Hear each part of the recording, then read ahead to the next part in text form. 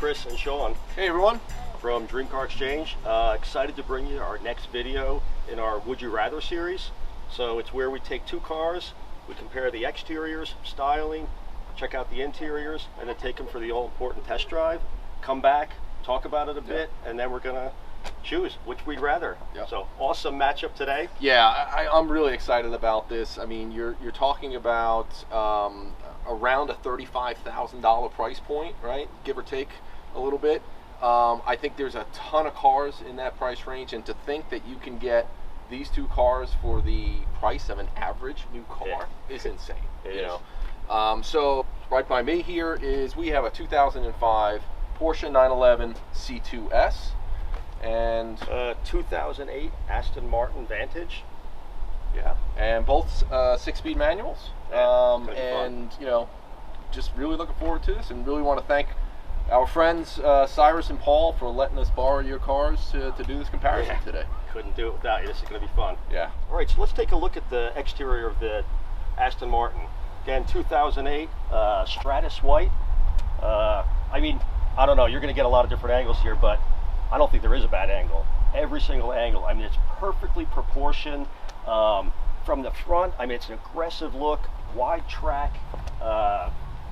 You know, starting here, the vents here on the hood. Again, you got a long hood here, long bonnet as they call it. Coupe, so you got a two-seater here, and then it kind of just really curves so nicely to the back end. I mean, I love the position and just the crease you have in the door here that goes straight across. I mean, it's incredible, right from the venting here. Love the chrome. Yeah, actually functional.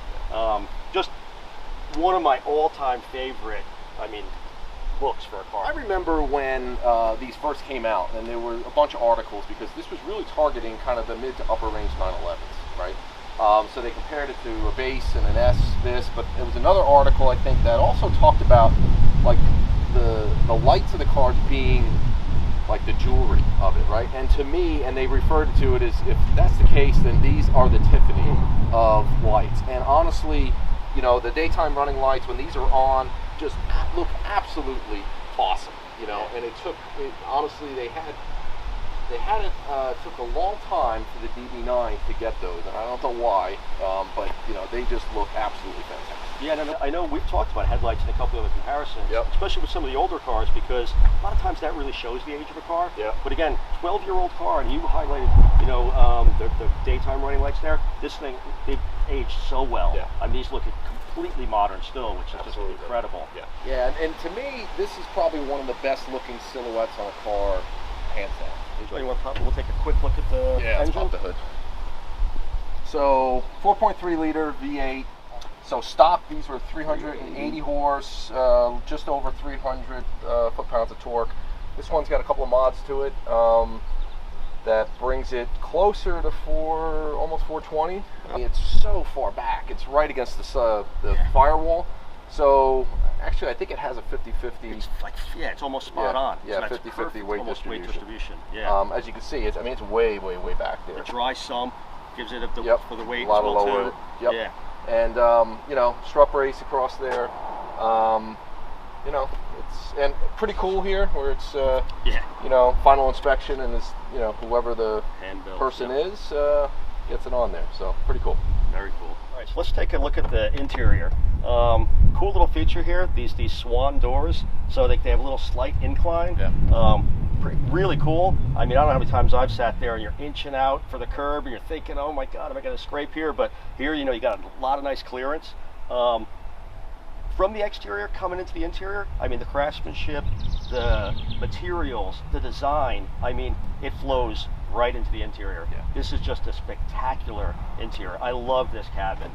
Nice, you got a step right over the other sill plate, again with the little plaque with our hand built in England. So inside here, we have a bitter chocolate interior. I mean, I love this color. Deviated stitching throughout. Nice sport buckets here. I mean, these are just incredibly comfortable seats as well too. The gauges, still, I mean, everything is held up so well for the age of this car. Aluminum dials in here on the dash. Interesting, you know, Sean, you mentioned this when we've talked about these cars previously. Your tach goes counterclockwise. Yeah. So interesting little thing. I think it's pretty neat. Yeah. I know you were saying like people have complained about it in the past. Yeah, I think it's a nice, unique little touch, and you know, to me, this whole interior just kind of it's like a tailored suit. You know, it's just that nice. The quality, as you mentioned, design of it. You know, like you said, I think it just really suits the overall look and feel of the car. A lot of different choices you can choose from for the offset here, but with the aluminum, and I mean, it's just that's where it's aged so well too. Yeah. Instead of having some of the mahogany and other things that you can put in there. Yeah. So the waterfall there they call is called piano black, and that was an option. I think it was around $1,000 or so, but I think it kind of gives again a nice little look to it. Agreed. Got the start button right here in the center. Real cockpit feel though. I just love it. Definitely one of my favorite interiors. This is just incredible. I love it. English cars, the Brits get it right with the interiors. There's no doubt about it. Yeah. All right, so on to the 911, right? So classic 911. Talk about silhouettes. Classic 911 silhouette, been around since 1963. You know, this is again the 997, right? Which is the second gen of the water-cooled 911s. This is a very popular design. A lot of people didn't like the 996s that came before it. A lot of people felt that this kind of went back to more of the 911 roots. And a lot of changes. It's a really good-looking car. It absolutely is. This particular car here has some modifications. It's got a Aero Kit front bumper cover with the GT3 Smiley air vent. It's got really nice OEM Sport Classic 19s that are kind of mimic the old Fuchs design, right? And around back, it's got a little ducktail kind of for the engine lid. So kind of stands out from all the other 997S's out there. Arctic Silver, probably one of the most popular colors within the 997s. It's just a classic 911 look. See, I know we focused on the headlights over on the Aston Martin, but again, big change from the 996. Absolutely, right? yeah. That's where a lot of people didn't like the 996, specifically for the headlights. Yep. So again, nice oval slant, just blends so well. It's just 997, a little wider too. A little bit. So the stance is just a little more aggressive. This particular car, black stone guards, which again, kind of sets it off a little bit different way, but you know, it's a 911. You know, everyone would recognize this as a 911. All right, so interior of the 911. So the layout and everything is quintessential Porsche, quintessential 911. You got your 5 kind of sets of gauges here, the tack right up front, which is awesome. Nice steering wheel. This one is actually the kind of sport, kind of thicker steering wheel here. This particular car has the full leather, and this is actually what's called natural cocoa, and it really dresses up the car. Just kind of in the quality and look and feel. This one in particular also has the center console in leather, but as you can see, kind of stitching everywhere and all that. Great color to it. I think it complements the silver really well. Up here we got the Alcantara headliner, which again just kind of adds to the overall kind of quality level, I think, of the cars. But again, great Porsche seats. You know, can't go wrong with those. And you know, this you have back seats so that if you do have little ones, they can fit in the back, which is a nice feature to have in a sports car. So. Yeah, the natural leather though, it's very noticeable, the difference. The suppleness, it's softer, but full leather. I mean, it's incredible. I love the color. I mean, I know it was interesting that they both had the brown interior. Yeah, so absolutely. and I love the dark brown interiors. So no, it's a great look. And again, I think this color, this particular interior, really dresses up and makes it kind of stand out. All right, so let's check out the engine on the 911. So obviously, 911's out back, right? So this is a 3.8 liter with the S. So stock, they were 355 horse, 295 torque. This one has a couple of modifications. It's got a 5-speed intake, Bordeaux exhaust. That probably bumps it just a little bit, but we'll see how it sounds because that's the main thing with the exhaust. So everything kind of, again, jammed in there, flat 6 in the back, typical 911.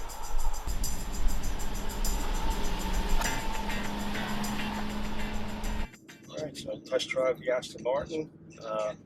First time driving a Vantage.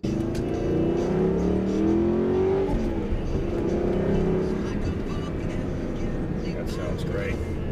Interior, again, I absolutely love the look and feel of the interior.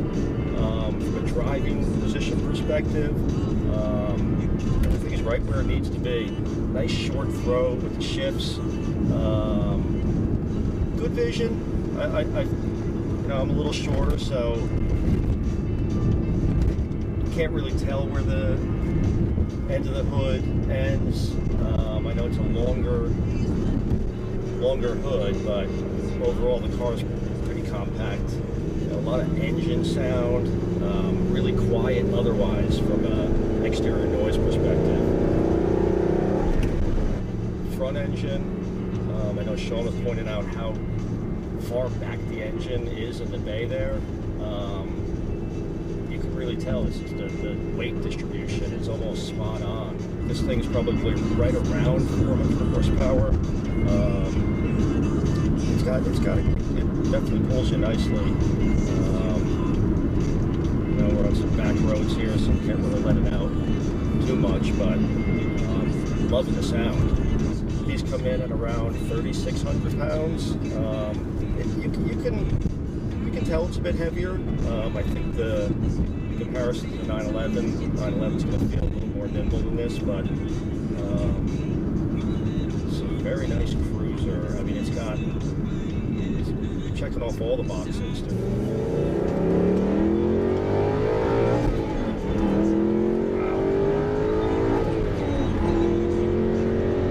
Oh yeah, that is really nice. Shifting is super smooth. Well, everything about this car is very smooth.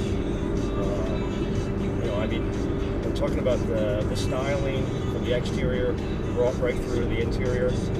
Holds true with the driving experience as well. It's definitely got a bit of everything. Nice grand touring. There's enough power. Just a pure sports car perspective. Again, when I'm thinking about how well it looks from the outside, it is equally enjoyable to be on the inside driving, that's for sure. So we're just wrapping up the test drive. Wow, that was fun. That one went quick, that's for sure. Summary, I think we talked about the craftsmanship, the styling, the materials, exterior right through the interior, how well it flows. I'd say that comes right through with the driving experience as well. Love the shifting, like short throws, everything from again bringing it from the exterior all the way in through the interior, and then the experience. It's just silky smooth, really enjoyable. This was a real pleasure. I want to thank Paul again for letting us borrow this car. This is a beauty. It's a real pleasure to drive.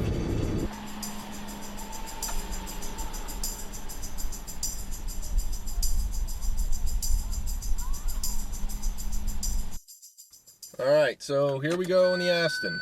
So pretty cool little thing at the beginning. It says power, beauty, and soul. So turn the key, hit the start button, and away we go.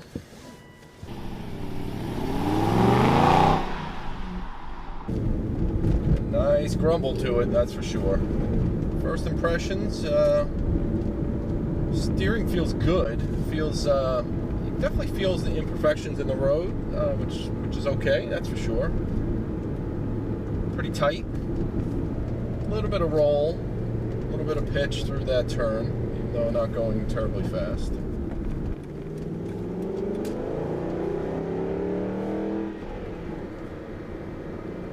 So accelerates pretty good. Definitely needs to get up in the revs a bit to really start pulling, but we'll check that out as we get on to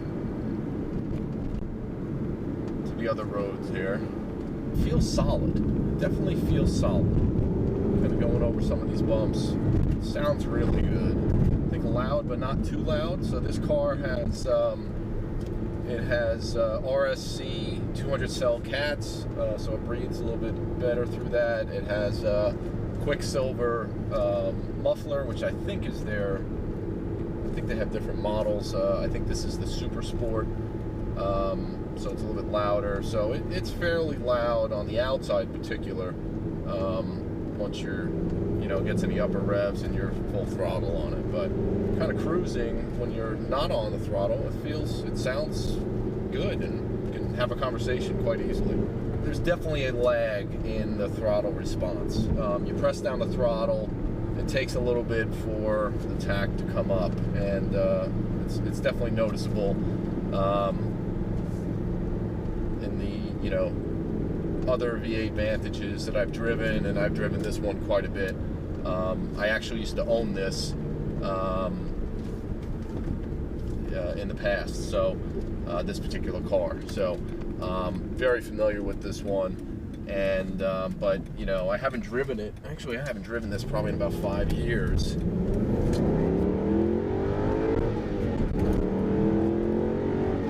So it pulls again. It pulls, but I only got up to about 55, but the sound of it sounds like, it kind of has a lot more bark than bite, so to speak. It sounds like it's really, really going, and you're not as going as that quickly. So definitely more bark than bite. But again, getting back to the throttle response, there's definitely a lag, and I'm interested to drive the 911 after this, which I'm sure will be a lot more instantaneous. But to me, I remember that was one of the main things that I did not like about the car when I had it. It just kind of really took back from the driving experience a bit, and what's causing that is the flywheel on these cars are pretty heavy.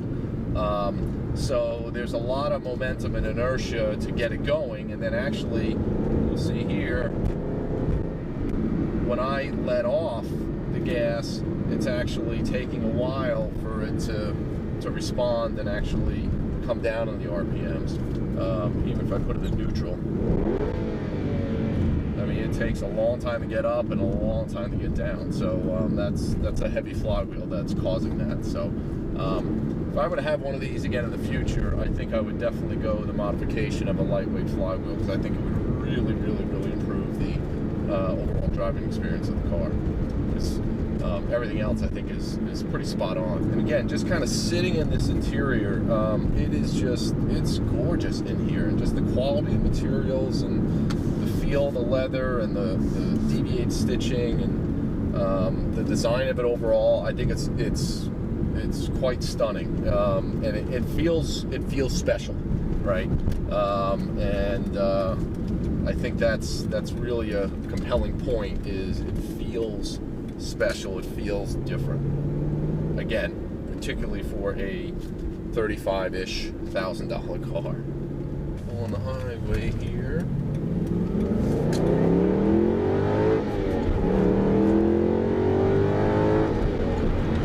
So again, definitely starts pulling once you start getting into the upper RPMs, right? So it's a 4.3 liter V8, as we mentioned. A little light-ish on the torque, but it's a relatively heavy car, right? So I think this is in the ballpark of about 3,600 or so, probably a touch more. So between the throttle response and the heaviness, and the power being moderate. And again, this car with the modifications, it's a bit over 400. It just doesn't feel as fast as maybe it should be, and how it sounds, right? And I think that's what's a little bit deceiving this car too. It sounds really fast, it sounds fantastic, but it just isn't as quick as it sounds, or it doesn't feel like that. The shifter in these cars are really, really good. It's got a nice heavy feel to it, which I like. Cars, it's not very notchy, pretty solid going into the gears, whether you're kind of upshifting or downshifting.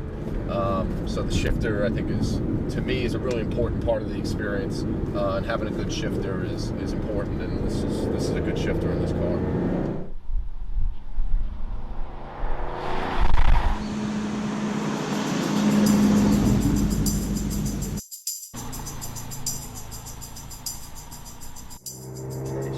driving a 911.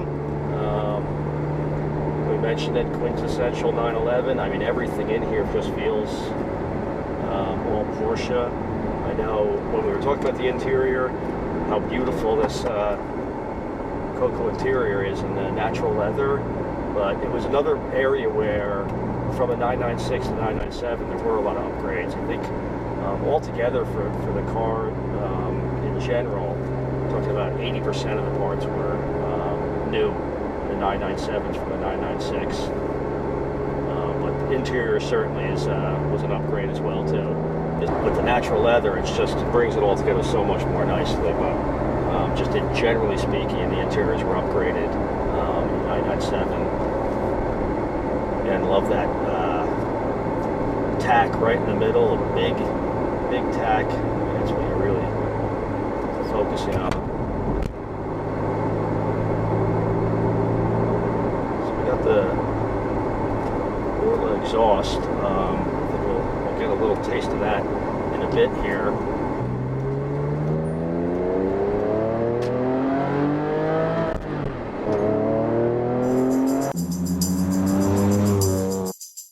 Alright, so here we go on the 911. Obviously, like all of the Porsches, left side. It's got a nice grumble, I like that. Clutch feels good. Definitely a little bit heavier than the Aston, I think.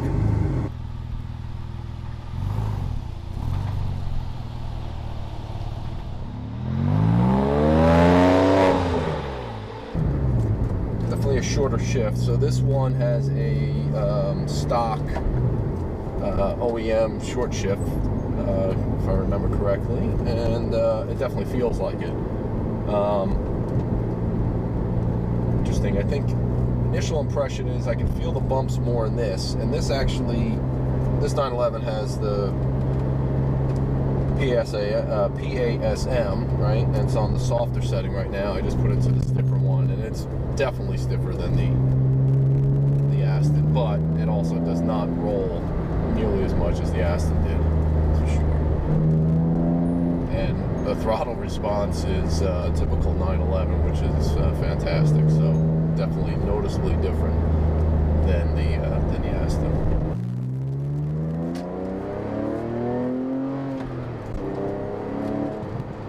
Pulls well. Definitely feels more, I think, definitely more linear in the pull compared to the Aston, right? So the Aston definitely feels a little soft down low, pulls more on the upper end. This, I think, is just more consistent as you go through the rev band, at least getting to, 4,500, 5,000 or so. I just got to there, so we'll see as we get out and be able to drive at a little bit more speed. So the exhaust is a little, I'd say it's a little loud, I think. A little boomy when you have that initial throttle input, when you're at cruising speeds here, I think. I didn't notice as much as I started going in the upper RPMs.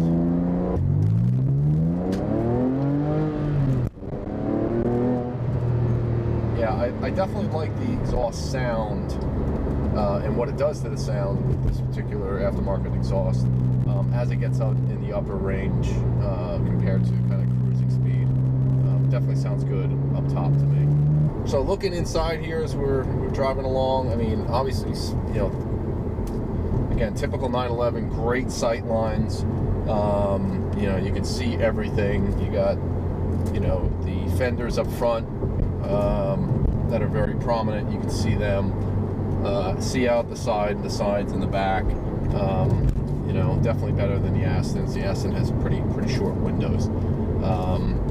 The other thing we didn't mention when we were doing the interior look is what a night and day step change the interior is in the 997s versus the 996. I think that, in addition to the headlights, one of the biggest complaints around the 996s is the design, but probably more so the quality materials and things like that were used. And I think Porsche definitely listened and stepped up their game a huge amount going into the 997. So I think it's just a nicer design overall, but again, quality material is definitely better. And again, with this particular car having the full natural cocoa leather, it's really, really nice in here. Definitely a nice place to be driving. Yeah, I mean, the throttle response difference is night and day compared to the Aston. I mean, it's pretty much instantaneous here. Enhances the driving experience.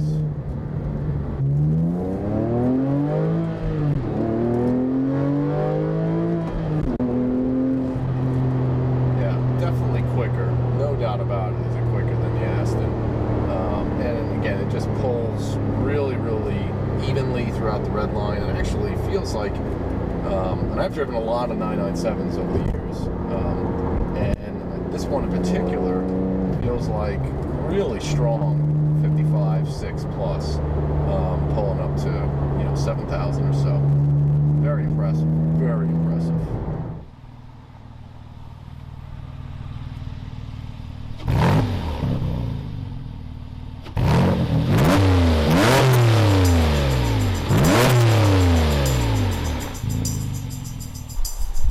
So here we are back after our test drives, and let's do our final tally here, right? So let's start with the exterior. Chris, what's your preference, Aston or 911?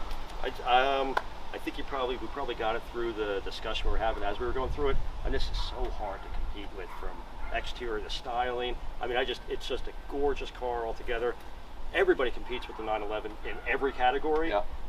And why would you ever change it? Because it's perfect the way it is. But I think I'm going with the Aston. Yeah, basically for me, I don't care what car you're putting here. From an exterior perspective, it's going to be the Vantage. 911 again, classic, looks great, but again, probably the best looking car on the road, hands down. So, all right. So I think we're both on the Aston. Interior, where are you? Interior, we've talked about it from a craftsmanship perspective and quality. This is hard to compete with again. Yeah.